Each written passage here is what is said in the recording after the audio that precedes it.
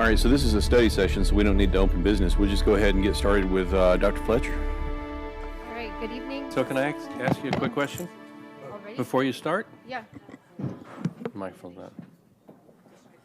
Yeah, let's try this one. There you Are we go. on? Okay. In summary, we've done well. Yes. All right. That's Good done. preface. Next agenda item. Good preface. All right. Good evening, President, all of members of the board. Teaching and Learning is here tonight to give you an overarching presentation of quite a few different data points that are all connected. I'm Dr. Fletcher. We have Dr. Edgar and Dr. Marshall with us. We comprise Teaching and Learning. Okay. All right, so we're going to begin with A through F letter grades. As a reminder, the State Board of Education owns our A through F letter grade models. They are advised by an Accountability Technical Advisory Committee, which I sit on, and we make recommendations for any changes to the models. There are 3 models, a K-8 for our elementary and junior high schools, 9-12 for our high schools, and then what they call a non-typical or hybrid model, which is for schools that span across the K-12 spectrum. So you can see for us, Basha, Castile, and COA are part of our non-typical model. All right, so let's see how we did. Before we get there, I want to preface with just a reminder of what comprises the model. The K-8 model is on the left. 30% of the model is on proficiency. 50% of the model is on growth. So as a reminder, the state believes that students in grades K through 8 should be growing before they should be proficient. And then 10% are on our EL students and 10% on what they call acceleration readiness. The 9-12 model, you'll see a complete flip, still 30% on proficiency, 20% on growth, which this year you'll see is a dark green for subgroup improvement. Just as a side note, that's because we have no growth data this past year, so they had to put in a substitute calculation. 10% still on our EL students, 20% on graduation rate, and then 20% on a self-reported data point, which they call college career readiness. The state overall awarded 1,720 letter grades. Roughly 35% of the schools in the state were an A, 38% were a B, 22% a C, 5% a D, and a handful of Fs. And I just want to show the data in a different way because some people prefer numbers over percentages. So you can see that breakdown of roughly 600 A's, 650 B's, 400 C's, 81 D's, and 6 F's across the state. So this is all schools in the state who could meet the N count to be eligible for letter grades. We like to compare charters versus districts, seeing as the climate that we are currently in. If you look at these 2 pie charts, roughly you'll notice charters and districts are comparable in letter grades. Charters have a slightly higher percentage of A's, but overall we are similar in the distribution of A, B, C's, D's, and F's. To get to Member Worth's point, let's talk about how Chandler did. We did well, right? So 68% of our schools, or 30, received an A, 23%, or 10 schools received a B, 4 C's, which it was 9%. We had 44 of our schools receive a letter grade. Just so that you can see that by model, we like to break it out.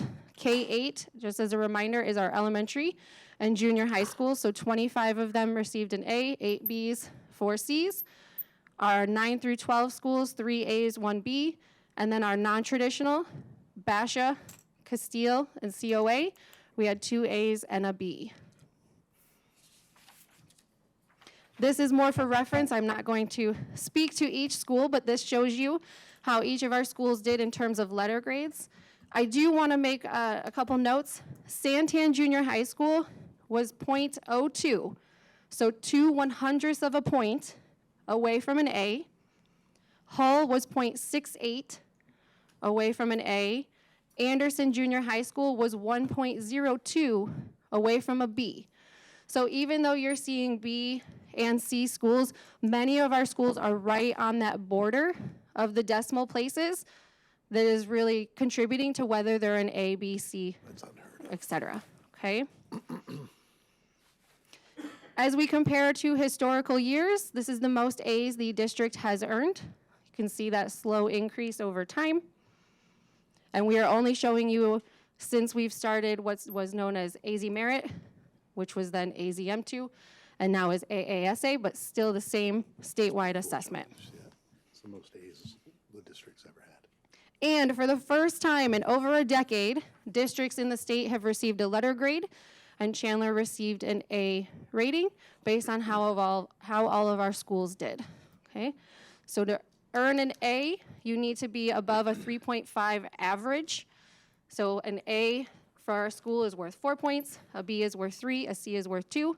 They calculate your total points earned from all of your schools, divide by your number of schools, and then they award you a district letter grade. We like to just do a comparison to the Auditor General's list of districts that are similar to ours in size, with the exception of, you'll see, we always include Higley and Queen Creek because they are neighboring districts.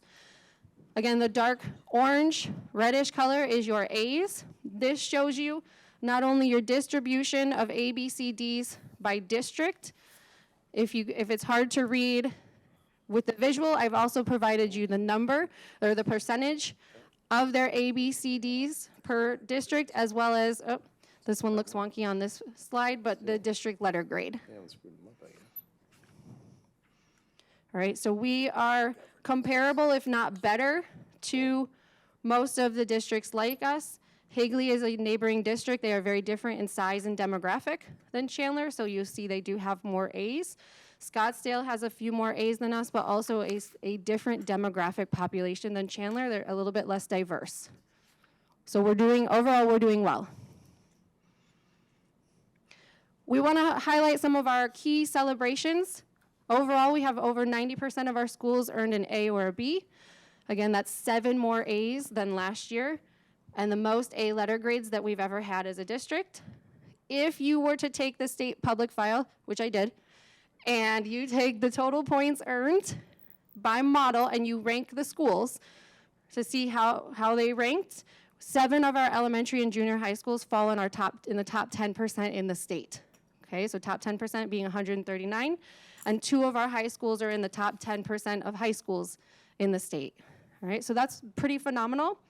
I also want to emphasize some schools that increased letter grades. So you see we have 5 schools that increased from a B to an A: Conley, Fry, CTA Humphrey, Tarwater, and Bogle Junior High.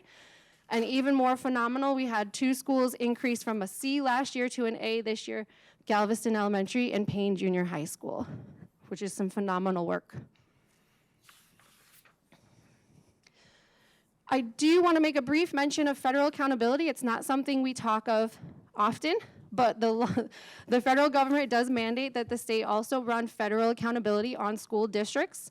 There are a couple different categories. There's a comprehensive support and improvement based on achievement data. There's a comprehensive support improvement based on graduation rate. There is a targeted support and improvement calculation, and then there's also what's called an additional targeted and support improvement calculation. That's a lot. You don't need to know all of that. What's most important is that ATSI, that additional targeted support and improvement, which is all subgroup data. Okay, so what the state does is they take every subgroup, every race, ethnicity, and program, they disaggregate the data, and they look at proficiency results, growth results, they look at chronic absence for our K-8 schools, and dropout rate for our 9 through 12 schools, all right? In 21-22, we were notified that we had 17 subgroups identified across 11 of our schools as being in the bottom 5% in the state, all right? So with ATSI comes some funding to help put into place interventions and other programs to help support those subgroups. So using those funds, as well as the support of our teachers and our principals, we are excited that we only have 2 identified subgroups left this year. So 15 subgroups made significant growth to no longer be considered as part of ATSI below the threshold of the state, right? Which is some phenomenal work, again, for our schools.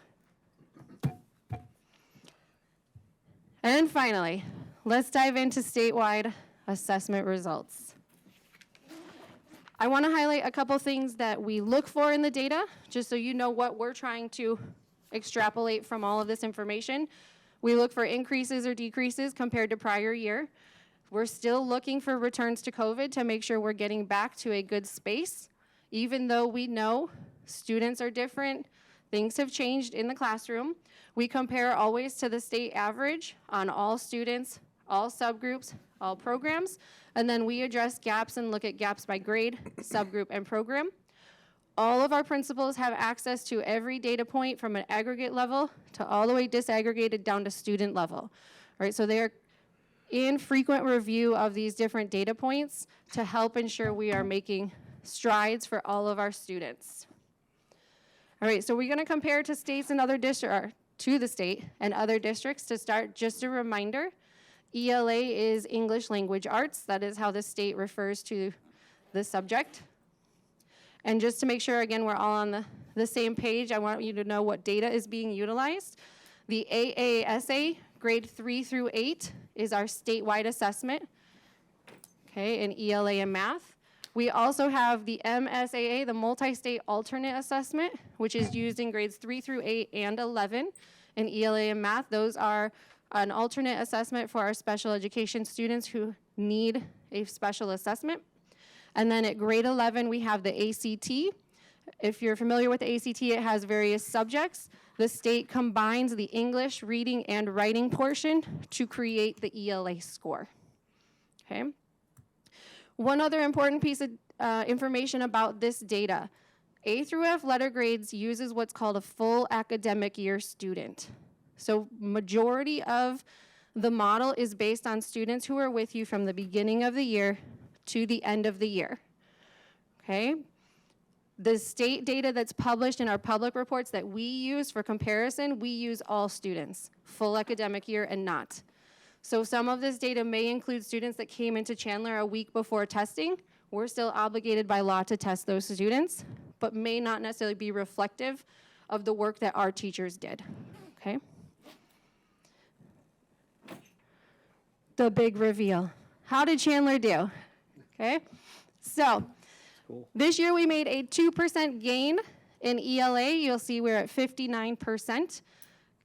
That's a 3% gain over 2 years, and also important to note, we are back to pre-COVID results with that 59%. All right, we held constant in math, so we still have some work to do, which we'll discuss here in a little bit. And no change in math this year. Again, more details to come on that. So how do we compare to districts that the Auditor General says are like us in size, as well as our neighboring districts? So you'll see Chandler on the left, that 59%.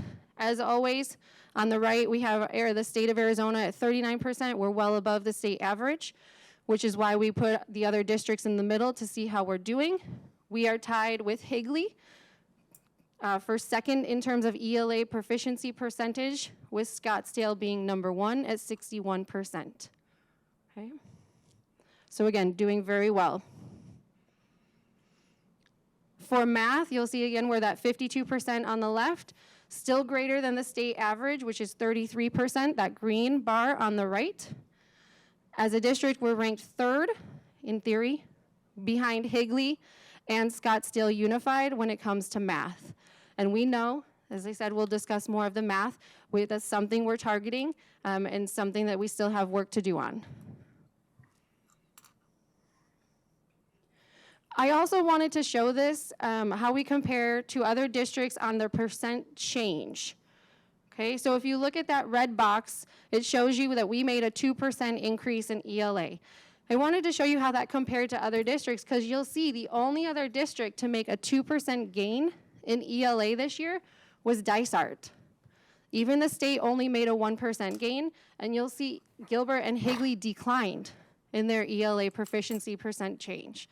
Okay, so that means we're doing some great work with our students as it pertains to ELA in the sense that we're seeing these 2% gains, okay?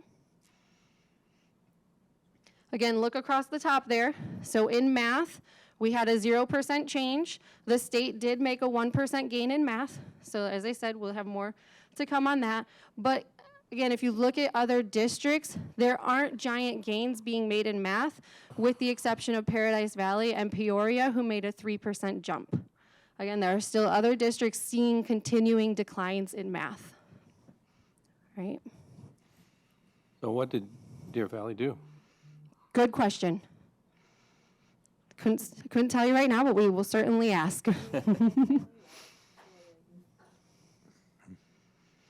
All right, so I'm trying to show you data in a different way too. I want to show you grade level results, because this is one of the ways that we view the data. For me, at least, this is visually easier to show gaps. All right, so across the bottom, you'll see the overall percent proficient by grade. So you have 3, 4, 5, 6, 7, 8, 11, and then all on the far right. Okay, so your blue and your green are your proficient students. Your red and your yellow are your not proficient students. So when you see the bigger bars of red and yellow, that tells you we have a gap that needs to be improved. So These are all Chandler, right? These are all Chandler, yep. All right. So if you look especially at grade 5 and grade 8, you'll see bigger yellow and red bars, which means we have more work to do, specifically focusing in grade 5 and grade 8. All right, take a moment to... Okay, these are what's called the performance levels. So the state assigns 4 performance levels. You can be highly proficient, proficient, partially proficient, and minimally proficient. With the goal being, right, we move students into proficiency. Hey, on grade 7 and grade 8, you know, my math should be okay. But 43 and 19 is 52, Oh. not 50. Yeah, I had to adjust the slide because they didn't fit, so they may be off. My math is kind of good. I will check that later, thank you. Yeah, okay. And then again by math, so you can see this is a pretty typical trend across the district, across the state, across the nation. As we progress into grades 6, 7, 8, the math gets harder, and you'll see an increase in the percent of students who are not proficient. And that's something that we need to address, because we don't want them to get to grade 9 and not be able to meet their 5.5 credits, right? Which if they meet their 5.5 credits in grade 9, they're more likely to graduate, okay? So math, a little bit different picture than ELA.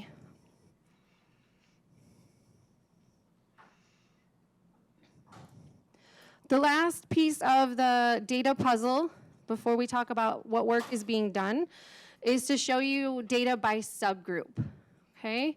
So this looks at a couple of things. It shows you the current data point on 2023, but compares how our subgroups did compared to 2022 data. So a green up arrow means an increase. So you'll see CUSD, all students, we had an increase of 2, and we are at currently 59% proficient students.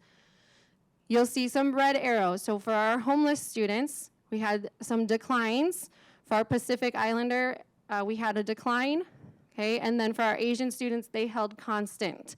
What's most important to know for our homeless student population and our Pacific Islander population is those end counts are small. All right, so if students are coming in a week or 2 before testing, or even if they're changing smaller end counts, more students don't make proficiency, that can see a drastic change in a proficiency rate, okay?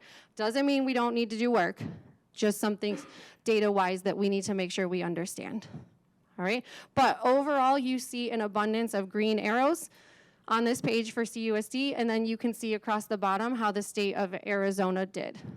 Okay, so CUSD, as we typically do, did better than the state, seeing more increases in all of our subgroups and programs. Okay? But again, this also shows you where we have deficiencies. So look at our limited English proficient. We saw a 5% gain as a district. That's phenomenal. Our proficiency rate, though, for our EL students is only 7%. That's a significant concern, right? So while we're seeing gains, there's still work to be done. So we look at the data to look for those gains, but also to look at where their proficiency percentages are falling, okay? Your Asian students, When we talk race, ethnicity, still performing at the highest. American Indian at the lowest, followed by your Black students, okay? And then our students with disabilities, our homeless students, and our EL students also struggling in terms of proficiency. Making gains, but still lower than we'd like them to be, okay? So we do the same thing. We look at it from a math perspective. Again, you'll see a good amount of green up arrows showing increases. You'll see we had some populations who held constant. And then our homeless population, again, saw a slight decline and so did our Pacific Islander due to our end counts. But we're going to look, so Asian population on the bottom there at 83%, performing the highest in math. This time is still American Indian, and our Black students are our lowest, so we have gaps to fill from a race ethnicity standpoint. And then from a programmatic standpoint, our EL students are performing at 13%, our homeless at 15%, our students with disabilities at 18%. That's still seeing some increases, but that's still low in terms of where we want our students to be for their proficiency rates. All right, so making strides and gains, but we still have work to do. So I'm going to bring up the other ladies, Dr. Edgar and Dr. Marshall, and they're going to speak a little bit more to what are we doing to address some of these areas of opportunities. Thank you, Dr. Fletcher. So now we want to talk a little bit about the learning experience. So we have the data that was already presented so wonderfully, and there were several times I felt we needed to slow clap because there's a lot of things to celebrate in this data. But as Dr. Fletcher stated, there's some vulnerability too to say we still have some work to do. So just wanting to share with you what we're doing currently for the learning experience in both English language arts and mathematics.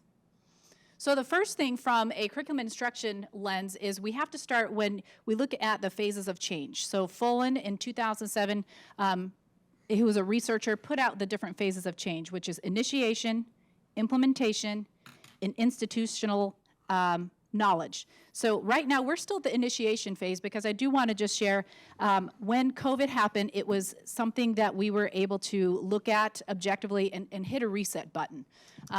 And I think it was a nice time to, although an awful, awful event, but it was a time to look at the instruction and say, what can we do better? What can we do differently? So in looking at that, what we needed to do across the K-12 spectrum is look at our instructional strategies. So we have Hattie, who has brought together several high-yield instructional strategies, which are instructional strategies that have been researched, pulled together and said these are the best ways that we can reach students. So we really focus on all of our professional development in the initiation phase on those high-yield instructional strategies. And then we also, on the right-hand side, there's a visual for the 5E model. So this is our instructional model when we're talking about creating lesson plans and what we do in the classroom. So you see the elaborate, actually it starts with engage, explore, explain, elaborate, and evaluate. So those are our 5E framework, our instructional framework. And they actually, behind me, we have the Portrait of a Learner attributes, and they align very well with the Portrait of a Learner attributes too. And the Portrait of a Learner wasn't even around at that time, so that was fantastic. So I wanted to share with you a visual. I don't expect everybody to be able to read this, but what we did is when we went through an audit of what do we do well and what do we need to do better in both ELA and math. So this is our ELA, English Language Arts Professional Development Strategic Plan. Everything we do in curriculum and instruction is based upon a 3, 5, 10-year plan because we have to be that far ahead in advance in our training, which is part of that initiation phase, so we can get to the implementation phase so we can see it permeate across the district. So in 2021, you can see all the different timeline. We have 2021 in July 2022, 23, 24, 24, 25. Actually, there's not 25 up there yet, but we'll get there. And then it's broken down by elementary K-5, 6th is broken out a little bit differently, 7, 8, and 9, 12. So many of you were here when we did a new ELA K-6 resource adoption, and what we ended up going with is a different resource. And I think it's interesting to really report out to you too is that the science of reading has changed. So what we had previously as far as the previous resource, we have more science behind it, a different way to teach reading instruction. And when we looked at this resource across the district for K-5 and even 6, we use the 7-12 resource now in 6, so there's better instructional alignment. And then in K-5, we went with HMH Interreading, and what that particular resource did is it really allowed us to provide an avenue to push and change some mindsets of our teachers, in that on Monday we don't just do this, and on Tuesday we don't just do this. It's about personalized learning. What does student Y need? What does student Z need? And how do we really look at those instructional holes and differentiate based upon their skills and their needs as we move forward? And this is our math professional development strategic plan, also looking at that 3, 5, 10, mostly just the 3 right now. And I will say our ESSER funds really helped us in implementing this piece, because what we did is we took the 2020-2021 school year, and most of our students were online, but we took that time to really research and look at what we could use in a professional development release days for our teachers in the future, and really strategically put into place research-based, evidence-based strategies. You'll see on both of these visuals that we have the high-yield instructional strategies at the bottom that we're really focusing on. So there's been a 3-year focus on these high-yield instructional strategies in every single one of our PDs and what we do when we go out and coach, too. So the first, you'll see EMP, and I know that doesn't mean anything to everybody out here, but it does to us. That's enhancing math practices. So enhancing math practices in 21, 22, we had all of our K2 teachers, which is 200 people, go through this professional development training, which is 2 days with follow-up coaching, where the coaches go into the classroom, they watch them implement an instructional strategy, and then they provide feedback. They provide them coaching, whether that's modeling or whisper coaching, and it's a pretty fantastic process. But you will see in 21, 22, we did K2 teachers. We don't start testing, state testing, till 3rd grade. So it was very strategic as to how we rolled it out. We also made sure that we hit some of our secondary with AMP, which is the Arizona Math Project, which we work with Chandler Gilbert Community College, and we've been doing that for several years. But it was pretty interesting to meet with the individuals from Chandler Gilbert Community College, because we had very aligned ideas and ideologies and pedagogies. So we've just increased the amount of teachers in Arizona Math Projects. And so we have that training. So it's the initial training, it's the follow-up, and really the follow-up is critical as we move into that implementation plan. So hopefully, in looking at the professional development strategic plan for both ELA and math, we will see in the future increases in not just our subgroups, but overall for our students as we move forward.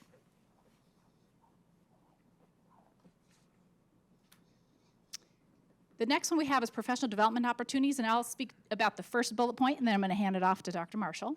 So another thing that we focused on this school year, and we always focus on this particular strategy in our previous years, is a universal design for learning. So a universal design for learning is really, how do we plan for students that need that differentiation? How do we start off planning? Now, differentiation usually comes after we do an assessment, whether it be a screener. But what universal design for learning is, where do we take that 5E instructional framework and say, what do I do for these students? How can I pre-plan for what they need? So we have worked with our administrators just this year on universal design for learning in hopes to roll that out to teachers. Many of our teachers already know what this is, but as we look at that process of change, which takes sometimes 3 to 5 years or 5 to 7, we need to keep coming back and talking about these strategies. Good evening. And along with the Universal Design for Learning, remember, Universal Design for Learning is at the planning phase. So when we start those look-fors and in the classroom and what the plans are to meet the unique needs of all of the students in the classroom, or each student in the classroom, we want to make sure that we're hitting and targeting students also with disabilities, students that are English language learners, students that are just struggling with the content overall. If we can plan to be able to hit the outside of the gift, for instance, even our students that are high achieving, that are gifted learners, as well as our students that may struggle with the curriculum, if teachers can have that foresight to plan to be able to hit those different levels of kids and truly personalize the learning that they're having in their classrooms, then we truly feel that access to the content will be improved. One of the activities that we are going to be providing our staff, a few selected schools, 10 overall, that are going to be coming in and working with Dr. Shelley Moore, who is going to be coming in and working with our staff on universal design for learning, as well as has been touted as an inclusive practices guru, so to speak. So we want to make sure that our students, especially those with disabilities and our English language learners, have the most access to the general education content possible. And Dr. Shelley Moore will be able to provide that to us and build our capacity in our schools. We've selected certain schools that have some of our students that may struggle with the curriculum more than others or the content with more than others. And so we're going to bring her in to help us learn how to plan appropriately for our students. Another big hit that we've been finding a lot of success in, and with Dr. Fletcher's help and her team, and Dr. Edgar with the different data management meetings that we've been having, the response we've received with social thinking and zones of regulation. As you know, Natasha Davis has come out through our counseling and social services department, and when kids are sad or mad, then they can't learn to add. So we want to make sure that our kids are available and ready to learn and be engaged with the resources and with the content.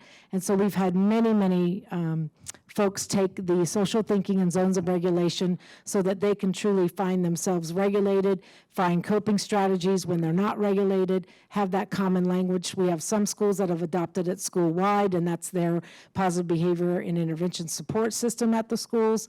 But we continue to take one school at a time if we have to. But the social thinking and the zones of regulation have been extremely popular, and we've gotten excellent feedback with that professional development, as well as the verbal de-escalation. We've had a lot of requests for that so that teachers understand that when our students are struggling with how to communicate their emotions, sometimes that can come out in anger, it can come out physically. We want to help our teachers learn how to de-escalate a student and for them to stay regulated so that then they can help that student be regulated. Another area that Dr. Edgar and I have been working on for the last couple of years is unleashing the power of leveraging students' cultural strength, working with Dr. Salou in bringing the students' background, experiences, and knowledge to the table, and for our teachers to understand that sometimes when students come to school, they may not have the same experiences, and sometimes those experiences, students view their education through that lens. So we want to be able to give our teachers some strategies and kind of shift a mindset of not everybody is going to become prepared at the same time.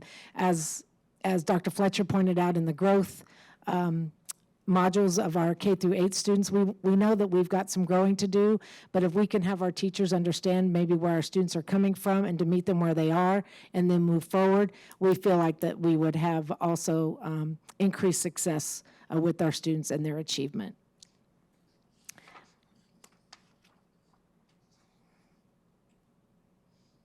I didn't know if I was gonna, the consistent use, one of the things of the, you want to talk about that, Jen? The consistent use of the data protocol. So for instance, Dr. Fletcher's group has put out a protocol for the use of data analyzation to help our teams understand, start here, ask these questions, go here, and take them through a process of really looking at their data. We've also adopted that in working with our multi-tiered systems of support teams. What kinds of information are we gathering? It's not just one data point, but a variety of data points, and how do we analyze that data? And having these quarterly meetings that Dr. Fletcher has set up along with working with all of us in teaching and learning, have just the last two quarterly meetings have been just phenomenal, and the conversations with our leaders, our counselors, our social workers, our deans have been wonderful and very eye-opening, where they can share their successes, their challenges, what one school has done that could be effective at another school. But using this data protocol, we've adopted it in looking at it for students with special needs and actually with disabilities, and to make sure that we're following processes and procedures and looking at that data factually and without taking some of the emotion out of it. We are continuing, and with the other site executive directors, with the MTSS school-wide goals for each campus, with the common language and practices, again, the multi-tiered system of support. Doesn't mean a student is an MTSS student. That student just happens to be somebody that is involved in the problem-solving process with that team. So that team then looks at all of the different data sources available that Dr. Fletcher and her team have basically kind of captured and then spit it out for those of us who aren't as knowledgeable in statistics and research as she is, and so we're able then to use that in very user-friendly language to make sure that we can communicate the message out to our staff and our families, and more importantly, to our teachers, so that they can then make those informed decisions based upon their daily instruction. Thank you, Dr. Marshall. So before we close and ask for questions, I just want to give a shout out to all of our teachers. I don't think there are any teachers sitting here right now, but let's just pretend they're here. So teaching, there's an art and a science to teaching. And all these different pieces that we just talked about, there's that art component, but there's that science piece, using the multi-tiered system of supports, looking at the data, triangulating the data, identifying what does this student need, what does this student need.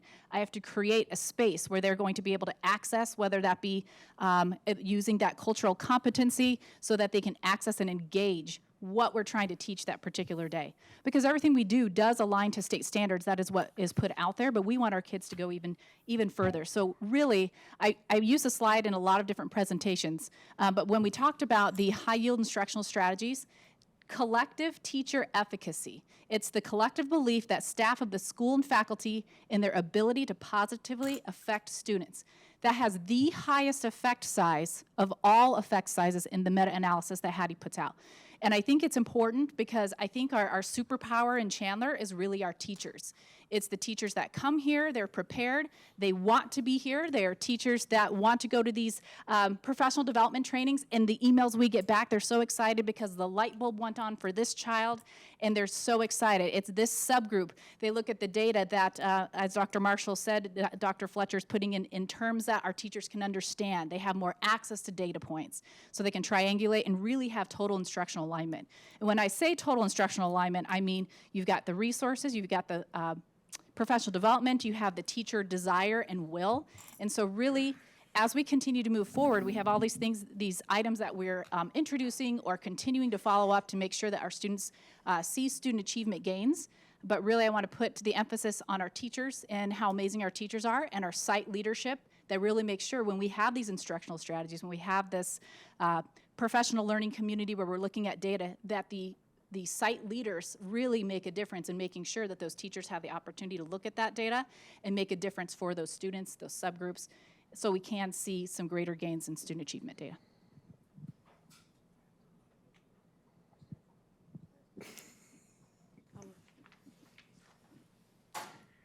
Questions? Kurt, go ahead. Okay, I've made this point before, but in nearly 10 years, we've really had no appreciable growth in our reading and math proficiency, okay? I understand the effort. But we went through a pandemic. It looks like we bounced back, but we're still flat. We increased teacher pay, no real effect. We introduced new curriculums and did a lot more training, no real effect. We implemented SEL principles, no real effect. And we give the kids free breakfast to make sure they're fed, no real effect, okay? So in looking at this, I understand the passion for it, I understand the research behind it. What's it gonna get us, okay? Because I see that our reading math proficiency is still below 60%. Even though it's the best in the state, that is not good, okay? And with these letter grades, Tucson and Mesa's below 40%, got a B. Tucson's below 30%, got a B. In math, they're at like 21%. So I don't know if the letter grades really mean much to me at all. I want to make sure that our kids can read, and particularly by third grade, okay? So the challenge I'm giving to you, and I don't know if the board's going to back me up on this or not, but I would like to see reading and math proficiency at 80%. That's a real goal. And I don't see any goals on this entire presentation. Let's put some real measurable goals in here and how we're going to get there. So the number, at least in my mind, is 80%. And it can be done. Our Asian kids are already above that. So there's something there that we could use. Can you back that up with any kind of science about, we don't have a pure population. We have kids that come with many variables. Some have special needs. These all go toward your scores. Some are, bless them, they come to us with low experiences. They come to us with poverty. We're doing pretty darn good, but tell me how you get to that 80% when you don't have a pure... That is a but challenge you don't to have the a pure district. population like Finland, where it's just everybody gets the same experience, everybody's at the same threshold. You're not understanding, okay? I'm not an educator. Essentially, I'm a manager. I just want to know where that number comes from. And I'm though. challenging you to get to 80%, because that's what I think is a more satisfactory grade that says we're really good. Less than 60% is not really good. Okay, so you're setting a target out there. I am setting a target out for you, a challenge. In fact, I'm not necessarily demanding that. I am begging you to get there. I think we're way far behind. I think we're fooling ourselves that we're really that effective. We're not. We're not. You know, we're just much better than some really, really other bad districts. So, you know, not having your kids being able to read on level by third grade really puts us on a hold to educate them for the rest of their career here. It seems like the State Department and the National Department of Education don't agree with that, but I can see what you're saying. You're saying the pool's so low in Arizona across the board? No, when I'm saying that the state and the federal can do that, but we're also like 33rd in the world in education, okay? The bar is too low. The bar is way too low. And having kids that, you know, 40% of them can't read on level is not something to celebrate. I understand. It's not. I understand the passion, and definitely I understand your concept. I just want you to look at the realities of how you take step-by steps to make those improvements and celebrate those gains till we can get where we need to go. So you want me to write you a curriculum to get there? I can't do that. No, I don't. You want guys to. are the experts. I don't. I'm want to setting a write target for you. curriculum. Not at all. Just to take the reasonability, the rationality of not of an ideology that's out there, but how we make gains is we make them a little at a time.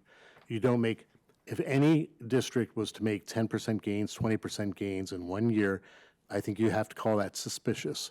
Gains are made 1%, 2% is really good, 3%'s out of this world. And if you're a bigger district and you have a bigger N in there, you have to move more kids that have a variety of different I understand variables. the challenges. I really do. Yeah. I didn't say it was going to be easy. Yeah. I didn't. What I'm saying is that, in my mind, it's a crisis. Yeah. This is probably the most important thing we should be working on is teaching our kids to read, okay? And in this presentation, I didn't see anything about numerical goals, where we're going to be next year, 3 years from now, or 5 years from now. This isn't the metrics, this is just the report out of the data, but that'll come with your metrics reporting. When you put your achievement metrics together, those are our goals, our target goals. Okay, so I'm asking for 80%, okay? That's the statement. Can I start asking questions, or how we want to Go do ahead, this? Joel. Well, first of all, Kurt, I love goals, but if they're unrealistic, people ignore them. I've just watched it over the years. They will simply ignore it. And 80%, I don't think it exists anywhere in the country. So why set a goal that is absolutely unrealistic and people ignore it? Just a comment. Backing up a little bit, Deer Valley, you mentioned the 3% for math. Were they behind us? Because their demographics are similar. Are they behind us? Did they find something unique to take them to another level? I didn't. When you said the 3%, I held on to that for a minute. So Are I they can still behind us? I can address the instructional component, and then I'll hand it off to Dr. Fletcher for the assessment data from AASA. So instructionally, I meant to answer this for you, Mr. Worth. We have an East Valley Curriculum and Instruction Consortium that we speak to, and Deer Valley's not part of it, but we do speak very often, and anytime that we can see that there is another district doing something that possibly is better than what we're doing, we do reach out, and we say, what are you doing for professional development? How are you coaching? Do you have individual coaches at the school site? How are you operating? So just want to let you know that that is something, we have already had those conversations with our East Valley group, but not necessarily with Deer Valley, but we do have a line to Deer Valley that we will reach out to. But 3%. I think it's unique, isn't it? Paradise Valley is the one that you may be thinking about. I'm talking about Deer Valley. Deer Valley did not have a 3%. They had 1% there. They have 1%, and Paradise Valley had 3%, and Peoria had 3%. Oh, it was? I thought it was Deer Valley. No, Okay. it was two Now, different Paradise ones. Valley is not necessarily the same demographics as us. Correct.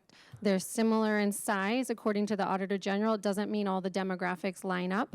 But to answer your original question, if you look at Paradise Valley and Peoria, look how much lower on that bottom side. You see they went up to 47% with that 3% gain, and Peoria went up to a 40% proficiency rate. So they're already starting at a much lower bar than we are. So I had a kind of a follow-up or similar question. So Higley, for instance, they were kind of flat with us and going up a little bit with us, the same rate.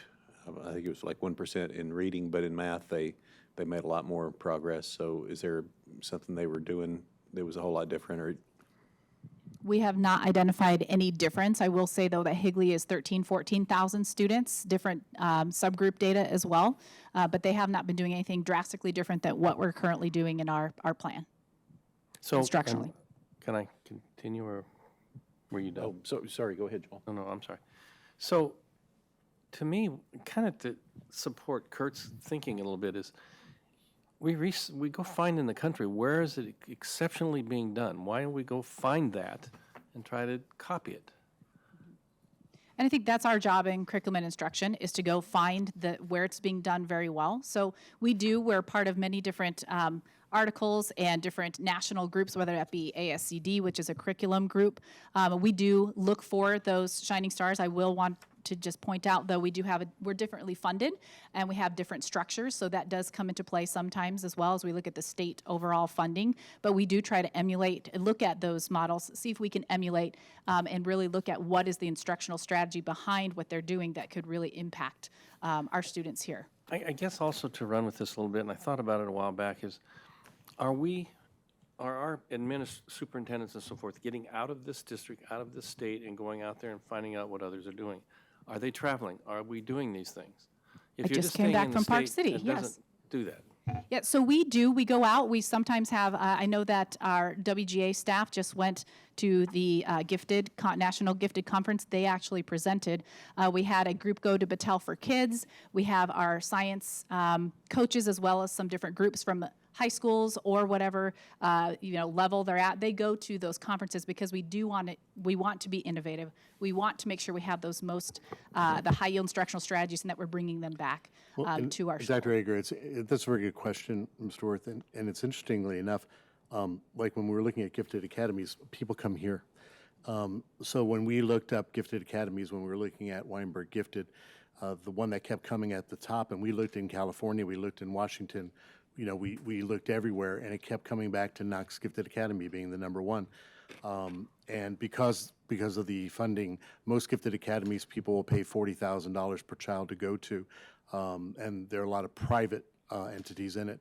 So when you come back, you have to look at just this morning, I had a very top-scoring district call me and say, "What are you guys doing with the ACT? You guys are scoring so much higher than we are. We'd like to learn from you." And I put that email out to Dr. Fletcher and to our curriculum team and to Dr. Gilbert to respond to them as to why we're doing so well, because our scores are at the top of the state, way above the top of the state. We compare with other national groups. And I think it's good to compare with national groups as well. But they ask those same questions as well. So to get better, we do have to look at those organizations that do it well. But we also have to look at their demographics and other similarities that our district can compare to. I got more questions, but I've been talking too much, so go ahead. You want to take a break? Yeah. Good, Patty. Thank you, Joel. So I do want to thank the team and absolutely acknowledge me as a parent currently with a child in the district. I think it's important to recognize that testing is not the end-all, be-all. We know that some students test better than others, but that does not make them any less proficient in the subject. I think it's really important to keep that in mind. And I don't expect our teachers in Chandler Unified to teach to the test. They're teaching for proficiency, and they know their students best.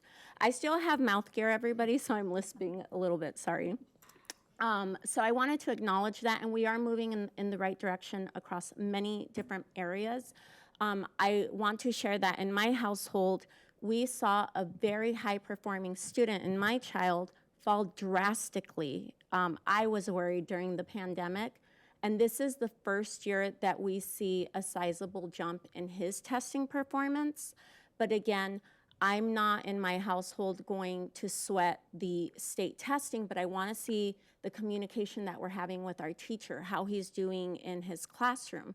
So I think it's important to realize it's not just about this testing. Of course, we want to be at the top, which we are. So just noting that. And the question I do have for the team, we now know that a key variable is our teacher. So I appreciate all the PD efforts that are being done, and we know that our teachers are sharing that they like the support, they want the resources, so I think we're doing well with that. But something I think we can do better on is seeing the intersection on how we can improve with our teacher in the classroom and the intersection with our hiring efforts for a greater pool of diversity with our teachers, because we also know that our students perform better, respond better, have positive interaction, and engage better when they feel that they can see themselves in their teacher. So it's needless to say and point out what demographics we have room for opportunity and improvement, but I think that would be a very important cross intersection to list with our strategic plan, and I'd like to make sure that we are investing with that unit, since we know that teachers are our key variable and difference maker, and I think that we would see results if we were able to move the needle on increasing our diversity amongst our teachers. So if we could work that into the strategic plan would be my question. And then beyond that, I think a lot of us are familiar with Read on Chandler. It's a reading initiative through the Chandler Education Foundation. And I'm just wondering if there's any cooperative work maybe that we can do with outside resources and community support within Chandler that would drive initiatives that are similar to that for building a math foundation, the way Read on Chandler is. Their goal is to build a reading foundation for our preschoolers that will be our incoming kindergarteners, because as first things first, and research shows, those early years that we have no control over here in a K through 12 school are very critical in future outcomes. So I'm actually going to hand the mic over to Dr. Marshall. We do have a fantastic early childhood program, and we do work with Read on Chandler. And I was able to be on a call with Joanne Floff and the group a few years ago when we brought threes to our sites, and they were just beyond excited because we were offering opportunities. So I'm going to let Dr. Marshall talk a little bit about the different classrooms that we have already that focus both on the ELA and math components in what we call preschool and early childhood. So this is our third year with the expansion of our early childhood programs to include threes.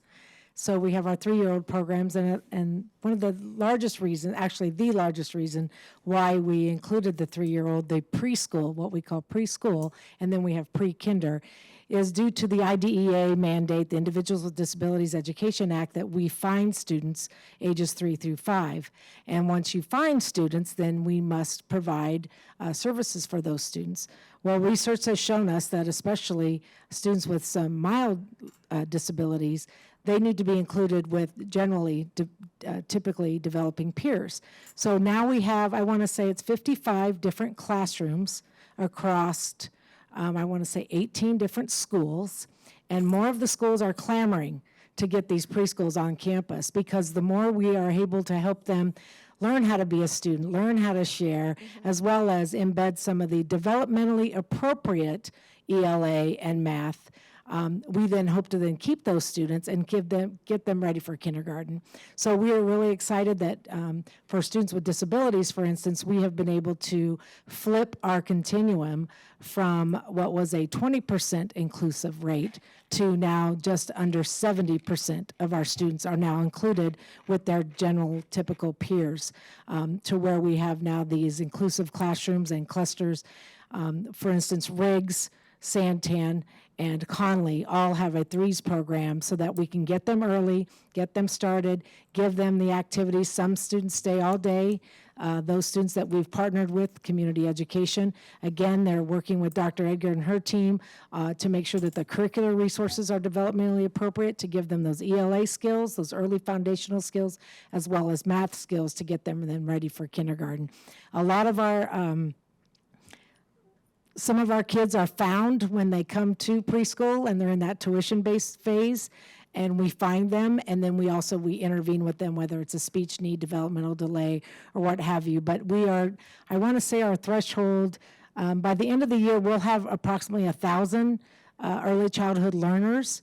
Right now, I think we're right at, I would have to look at the Tableau numbers, but we're midway through and to where we're finding children all of the time, but our programs are at 80% capacity across the district. We still do have our specialized classrooms for kiddos that need that at some of our schools to where they've got such significant disabilities, those students that might be eligible for the MSAA, the multi-state alternate assessment, but it's still, we are pushing them, giving those foundational skills for ELA and math, and embedding those activities much like what Read on Chandler has provided.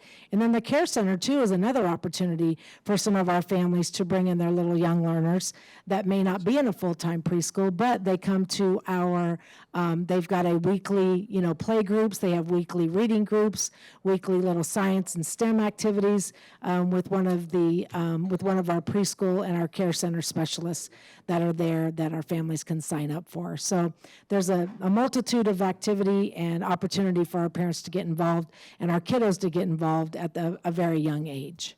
I hope that answered your question. Yeah, with the threes program, you did mention it is tuition-based, right? No, there's tuition-based as well as students that qualify as a student with a disability, yes. Students that qualify with a student with a disability can get aid. Yeah, we are obligated to pay for their preschool experience for at least a minimum of 10, we pay for a 10-hour experience throughout the week, Monday through Thursday. So I think I want to walk this back, though, to the specific demographics that we know are in greater need and have the bigger gap. So, this program is great, and it helps, and it's making a difference, and we see the results with our students with disabilities that are identified early on. But we also still have our Black community, our Indigenous community that was listed, our PI, community, who we know would have challenges meeting a tuition-based preschool. So I know we can't afford, in an ideal world, of course, we would be paying for this, and we can't. And publicly, I think it's very important for the public to know, reiterating that Chandler Unified gets no money to support our preschool and full-day kindergarten programs. But working with outside entities like Chandler Education Foundation and the Care Center, I think specifically to address the fact that we know these affected demographics also can't afford preschool programs. And we know the results are there because we have the example with our students with disabilities. So I think the question is working together so that we can answer what can we do to get these kids in early childhood education that they're missing out on compared to the peers. I would be curious to ask of the almost 1,000 early childhood learners what their demographics are, because it probably doesn't reflect exactly what our general school population is. And so Yeah, we could definitely get that. And just, I wanted to also mention that part of our early childhood program, we do have those title-funded preschools as well at several of our sites. And so those are free to the students who have that eligibility and live in that area. Community education, they also partner with our DES, the Department of Economic Security for different types of sliding scale fees and those kinds of things also, that they also take those types of payments. So they do try to outreach as many students as they can to give those students the opportunity that they can. So, but that's a great idea. We can definitely look at the demographics of our early learners to see where they're coming from. Again, we've got more and more principals asking for an early childhood program on their campus. And we want to make sure that we're partnering with, a funding teacher for students with disabilities, as well as a community ed teacher, and then we work with those different funding sources, because that's what it's all about, really, is a funding source. So we want to make sure that we're, instead of giving just 20 students an opportunity, we want to give 40 students an opportunity using these braided models of funding. And it's all about funding. It's not necessarily some super secret situation, but it's about a funding and using the different funding sources to reach as many students as we can. Thank you. I think Barb had something. Yes.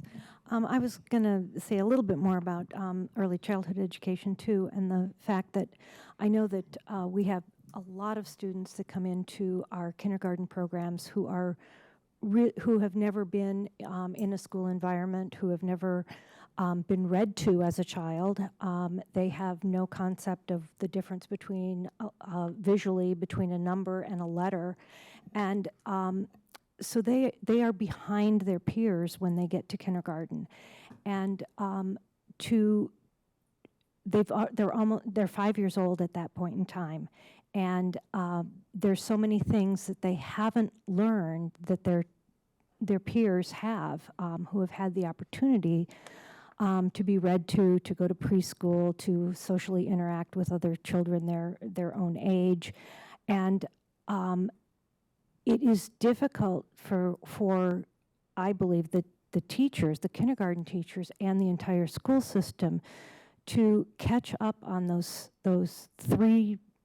at least 3 years where they really didn't have those experiences.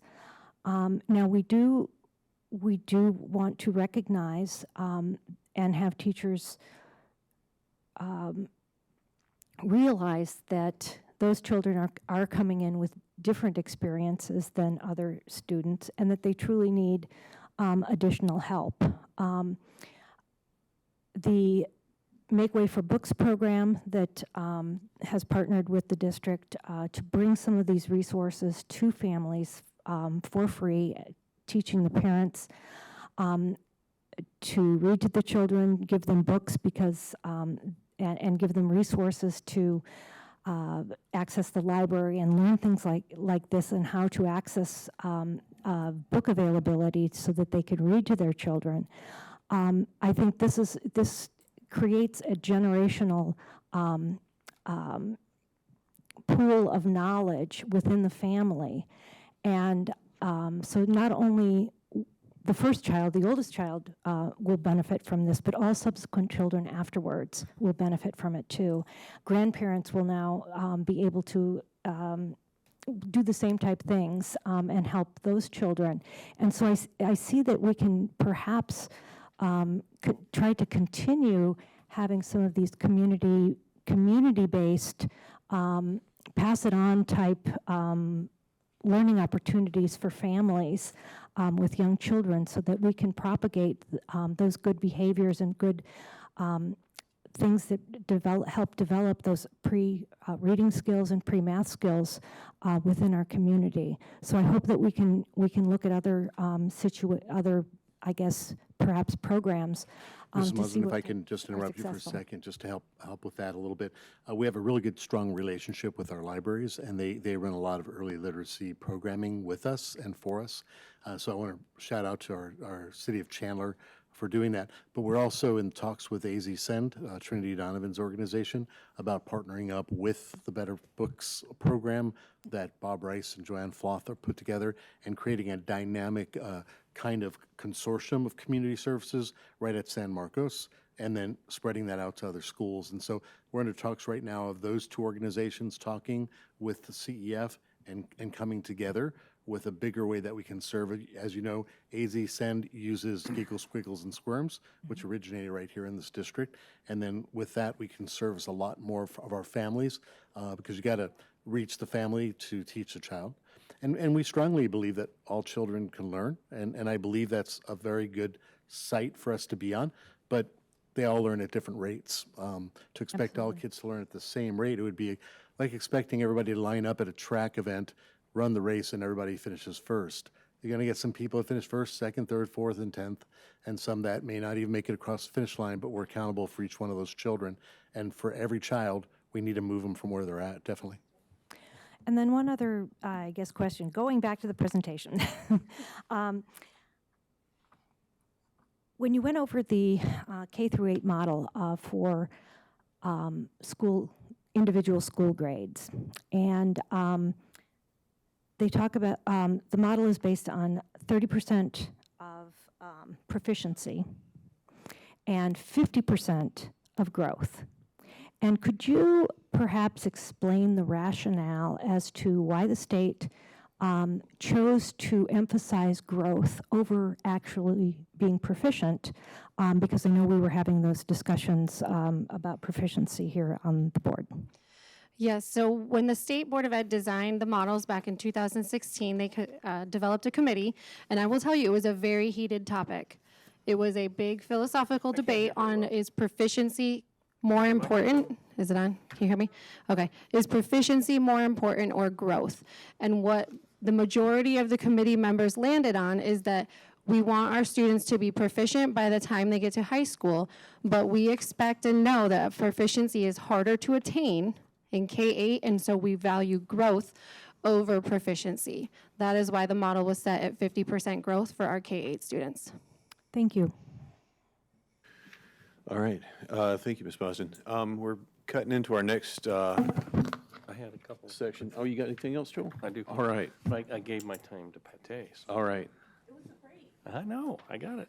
So Go ahead, Joel.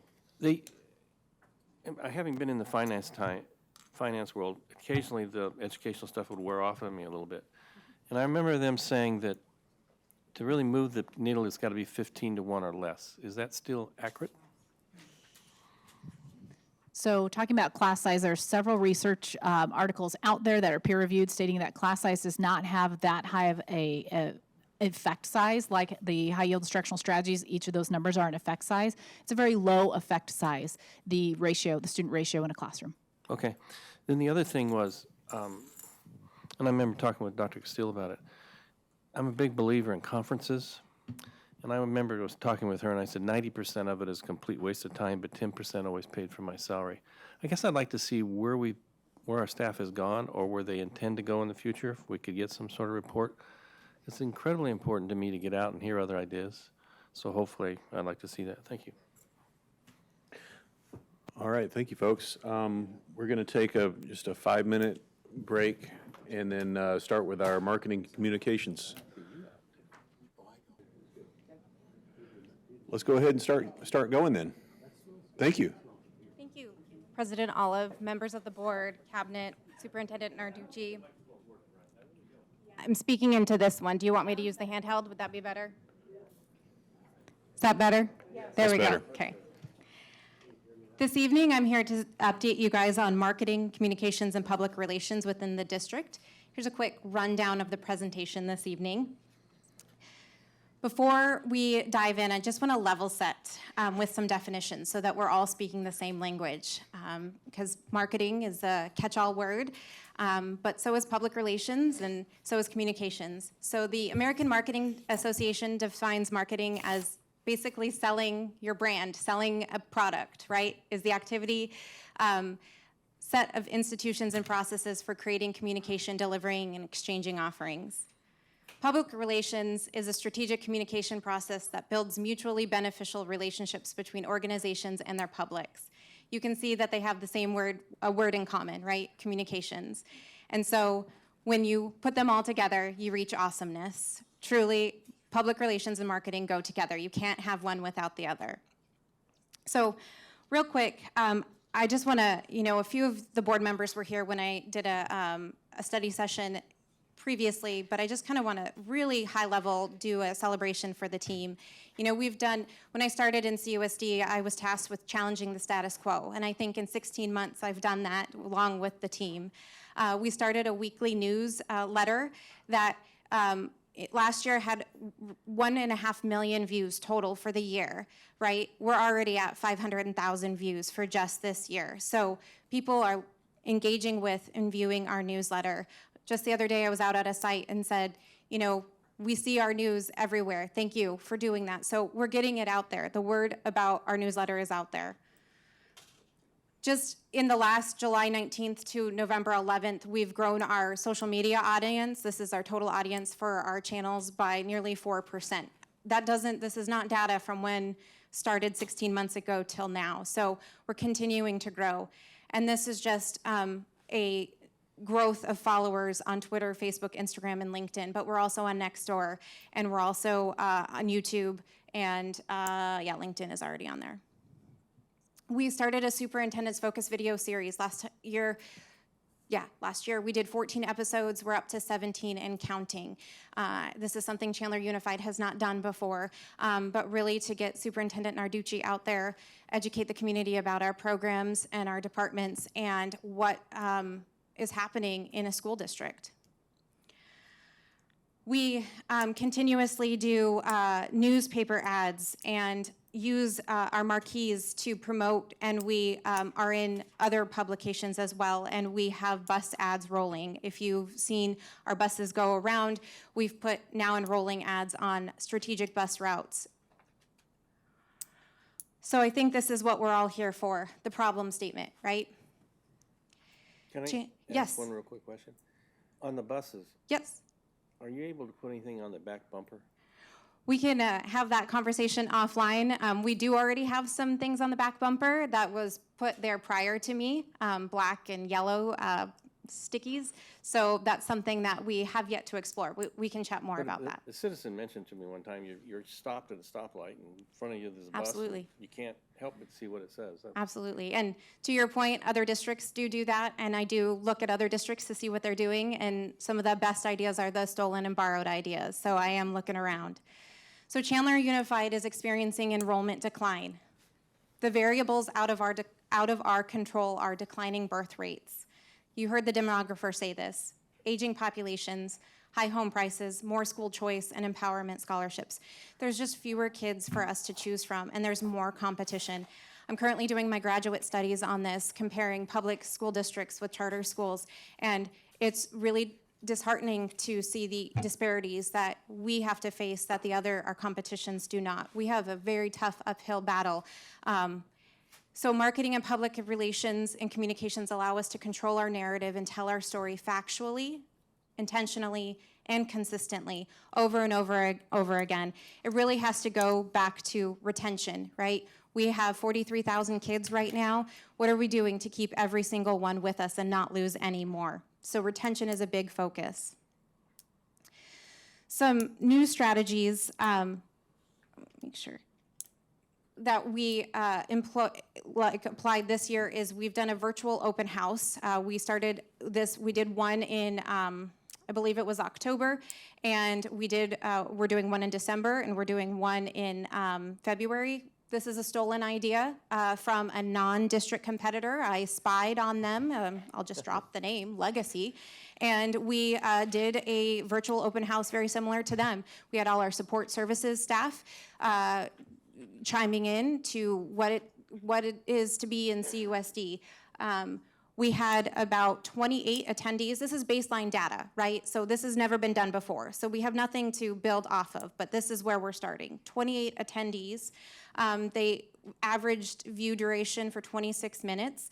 And really it was to get a taste for what CUSD has to offer and give on-demand access to our district so they don't have to wait for a date of a open house.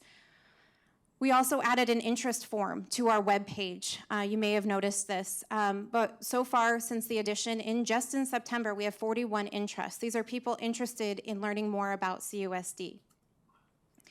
We also added a second kindergarten open house. This hasn't been done before, so this week, starting kindergarten open houses for our elementary schools. They'll go through November, and then the second kindergarten open house will happen in January. I just was looking at some data. I know we all really like data, and again, this is baseline, but I would say that this could be celebrated. We had already 30 people attend one this week, and we had 47 attend another school. So certain schools have a bigger population to capture, and we are certainly doing every tactic and strategy we can think of to get them. Okay, so let me back up here for a second. So we did a Choose CUSD overarching, last school year, we did a broad Choose CUSD marketing campaign, but people know who CUSD is. You guys don't have a name recognition problem, and that's amazing because so many great things are happening. So, but it didn't necessarily give us a good return on investment just doing overarching. So we worked with, I worked with Dr. Fletcher, and also CFO Lana Berry. So first, let me back up. Let me tell you a quick story. We got a dashboard through Bespoke Economics that shows our opt-out rates and shows invisible students, like how many we have. So that's the invisible students over there. And then Jennifer Fletcher worked with Lana to build a dashboard of schools that have seen enrollment declines over the last 5 years.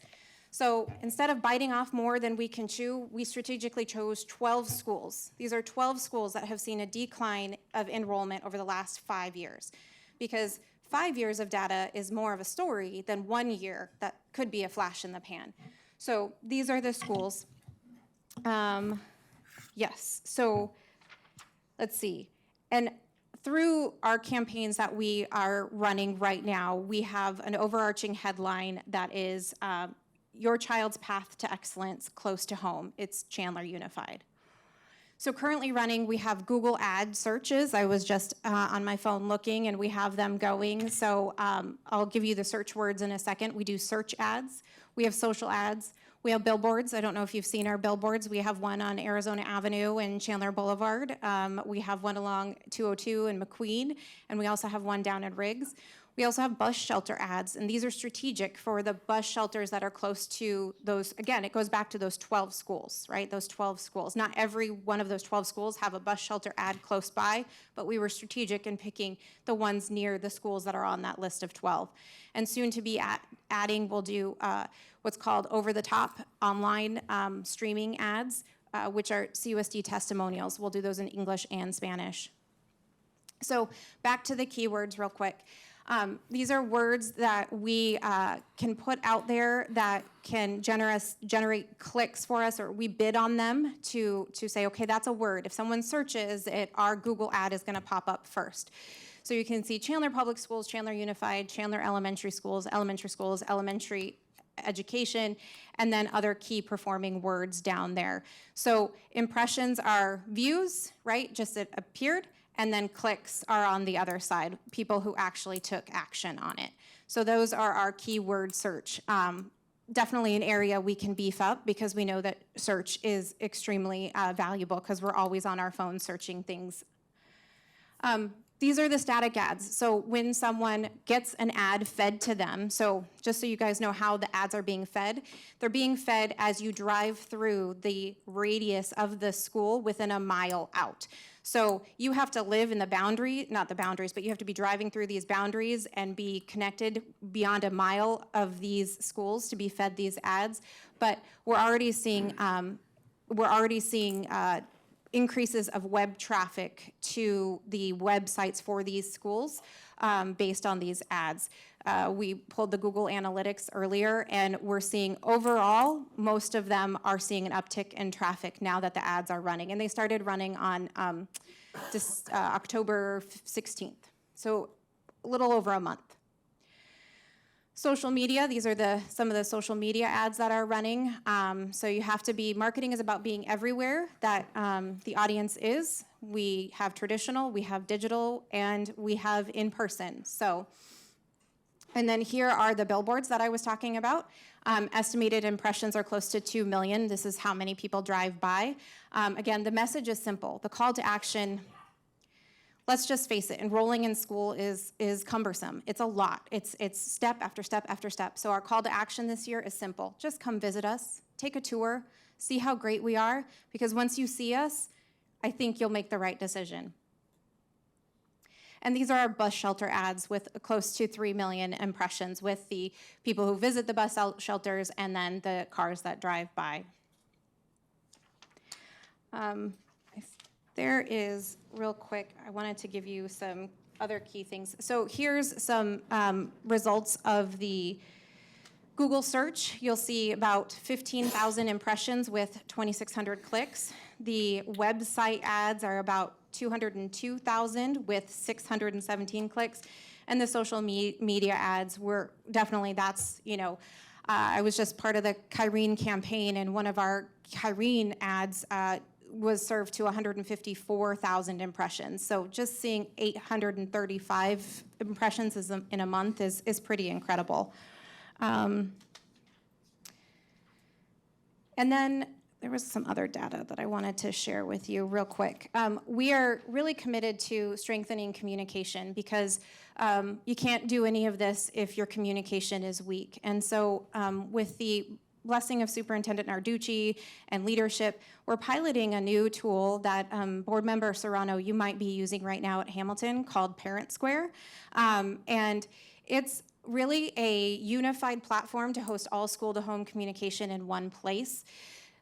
So many times the parent goes off to email, or goes to Elio, or goes to Peachjar, or goes to social media, and it's all in one place. And then you have 30 different teachers that are going after this one parent for one student, or you have kids at multiple schools. So this puts it in one platform. This doesn't do it justice, but I stole this from the page that we created on the website. The other great thing is that it's in their language. There's 100 different languages. They can go in, set the settings. So teacher types it in English, parent receives it in their home language, types it back in their home language, and teacher gets it in English.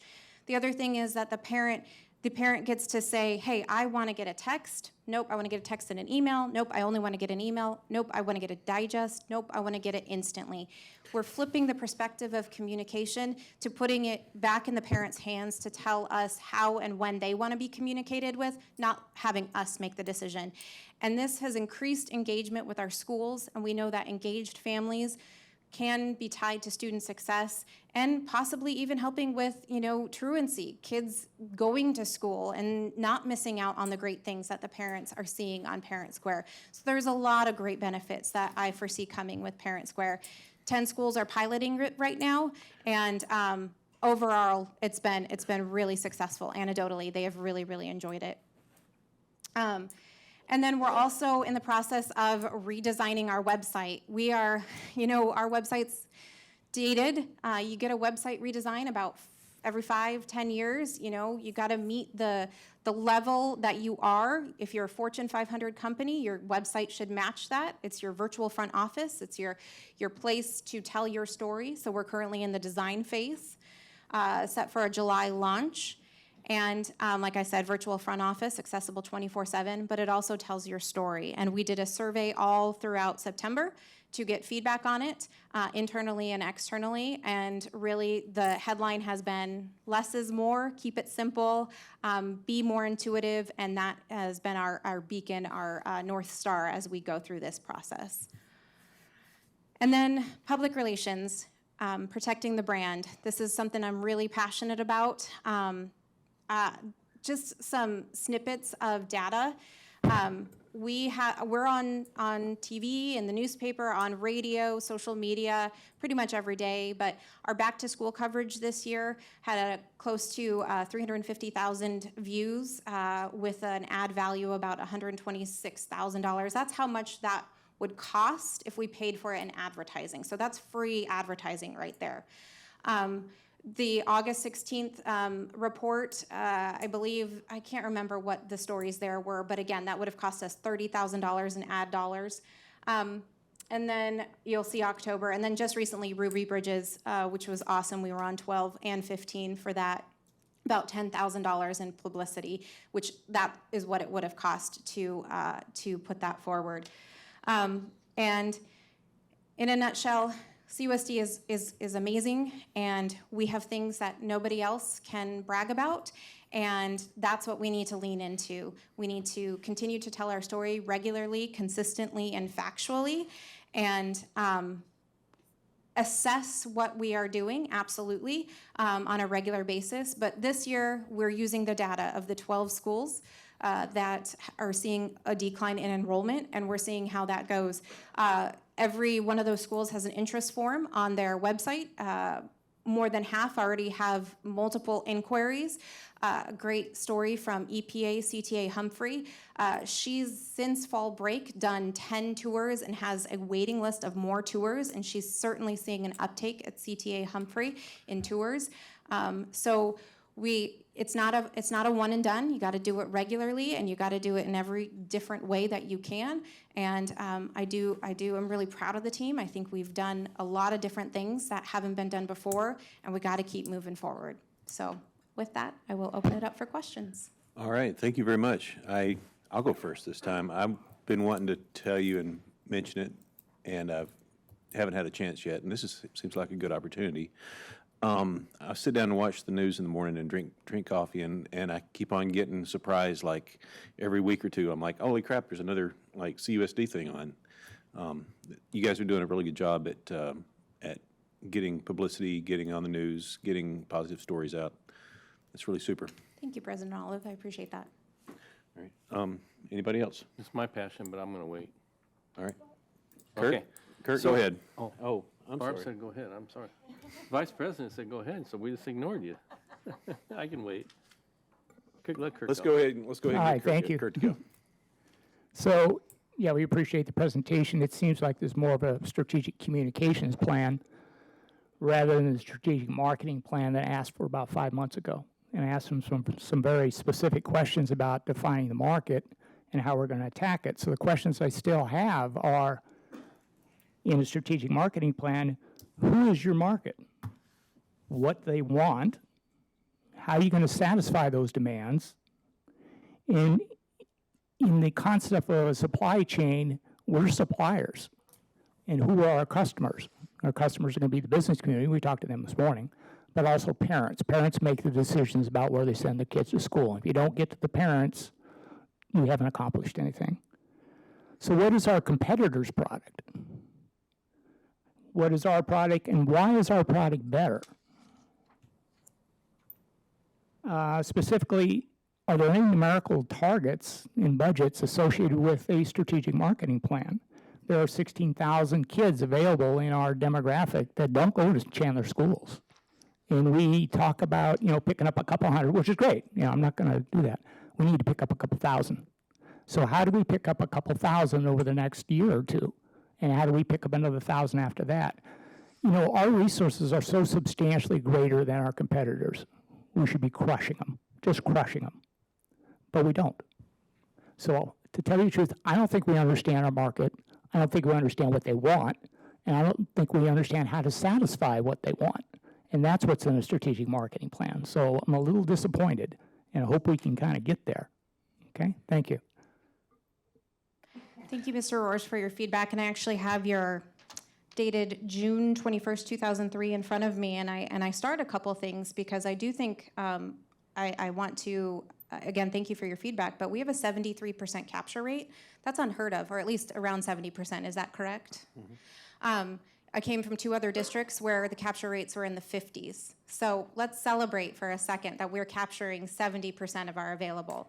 We also have 20 plus charters, is that correct, around us. That's just charters. We're not talking private, we're talking Montessori, we're not talking micro schools.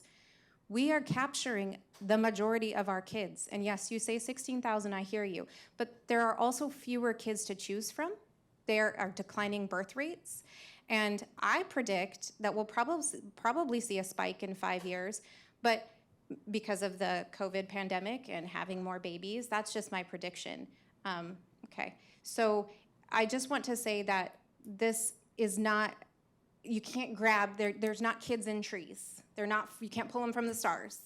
And so you got to be very strategic in how you get them to you. And an enrollment decision is a very emotional decision for a parent, and they don't do it overnight. It takes about 5, 6, 7 touches just for even someone to open your message. And then you have to court them to actually take action. And that doesn't happen overnight. So thank you again for your feedback, and I will use this. It's a great conversation. You know, the interesting part is we had a demographer come in and give us projected data and spend a lot of time doing that. And the two things that he said were you can market till the cows come home, but you're losing the marketability out there because they're not there. So when he's saying about younger children, they're not there.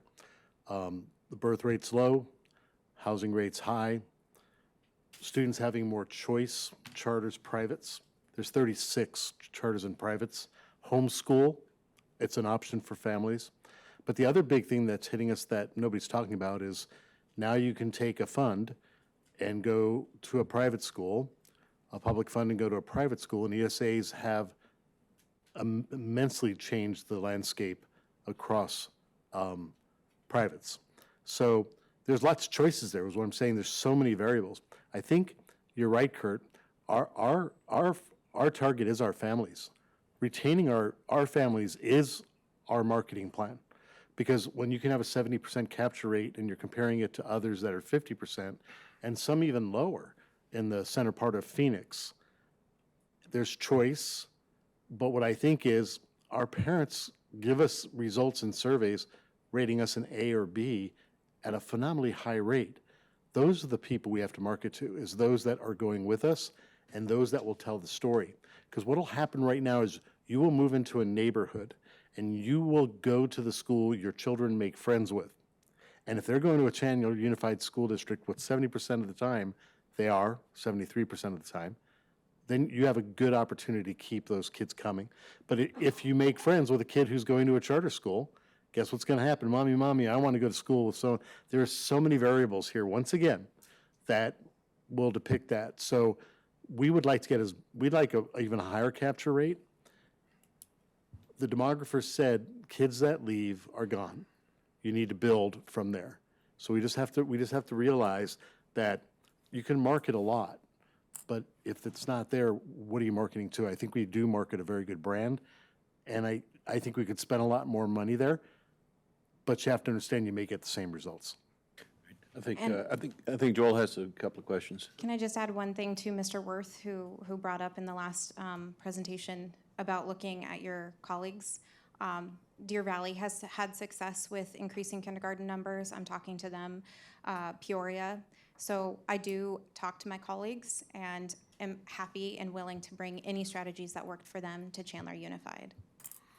So Stephanie, first of all, I want to apologize because the meetings you had in the past, I was either out of state or sick, so I apologize. So it was great to hear this.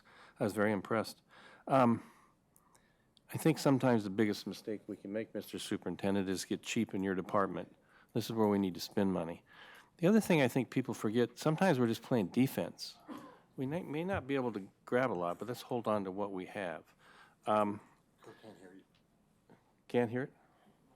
Just get a little bit closer. Oh, I'm sorry. Okay. So to me, you need to say, why Chandler? I remember seeing before your time posters up saying, Chandler's a great district. That doesn't say anything. So to me, it needs to be the why. But probably more important than anything in here that I have is the bond and override in the future is huge. It's incredibly important. We can't promote it, but we can say the why. And I know the administration's already started working on it, thank goodness. Because I've seen what's happened in some of the East Valley districts, and like Mesa's going to be devastated not passing their bond. I mean, how are they going to renovate probably triple the square footage we do? It's important. But so I'm hoping that becomes the priority of trying to pass those two elections because it's incredibly important. Thank you. Thank you, Mr. Worth. All right, thank you. Do y'all have any comments? I just wanted to also say, yes, I think focusing on our potential kindergarten population is, I think, highly important.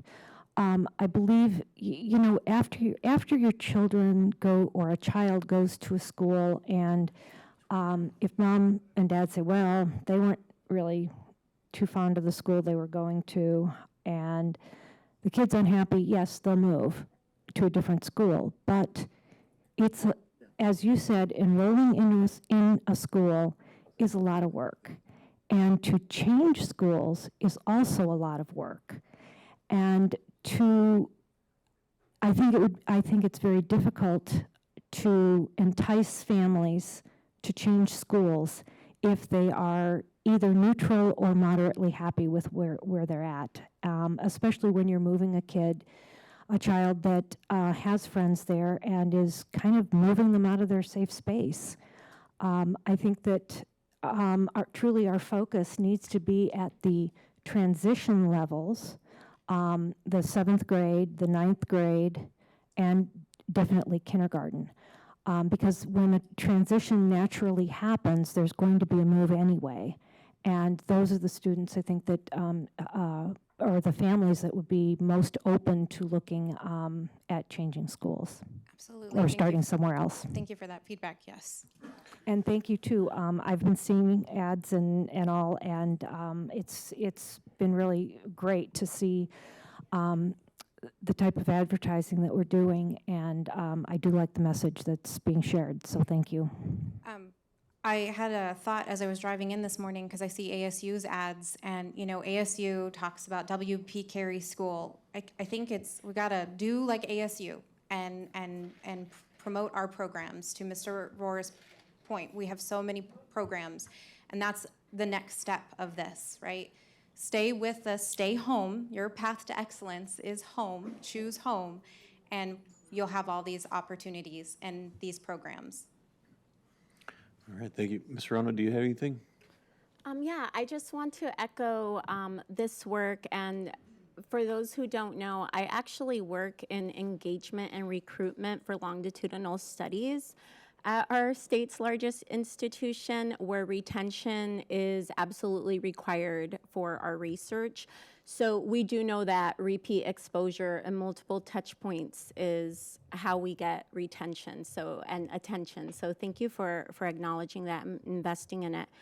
I know that Chandler can't compete with the likes of growing districts like Queen Creek and Goodyear, but I do wonder if we are also making impressions or looking to grab attention from people that might be incoming transplants. So families that are shopping around per se for the best districts in the West, in Arizona, where to move their family, things like that. We are starting the conversations to advertise outside of Arizona. Sorry, Superintendent Narducci, that's a little bit of breaking news, right? To get them to, because we have a transplant population.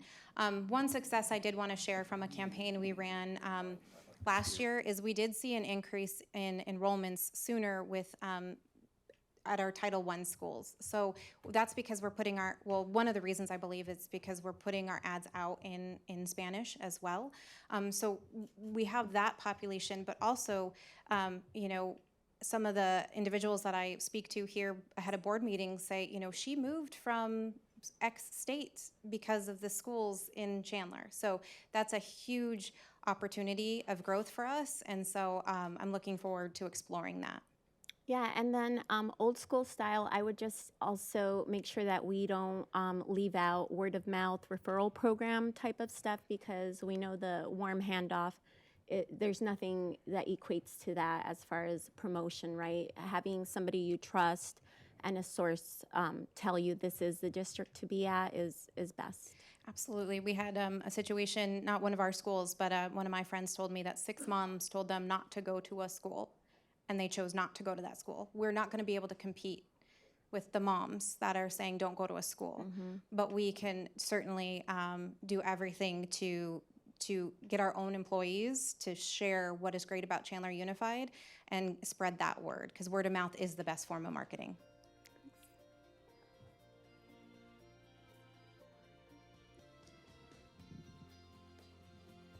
Sorry, I got to get my mic on. Does anybody else have any other questions?